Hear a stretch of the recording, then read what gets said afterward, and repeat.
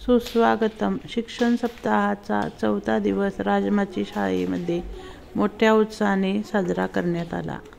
यावेळी शिक्षकांनी पूर्वतयारी करून विद्यार्थ्यांना सूचना दिल्या होत्या. त्याप्रमाणे मुलांनी गाणी रचली.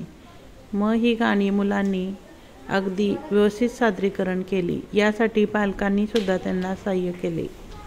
यामध्ये बम बम बोले, त्यानंतर शिक्षकांनी छोटीशी नाटिका मुलांना करून दाखवली. कठपुतलीचा डान्स घेतला. त्यानंतर गणेश गीत झाले. पुढे मुलांनी तयार केलेल्या मुखवट्याचा वापर करून विविध नाटके सादर केली.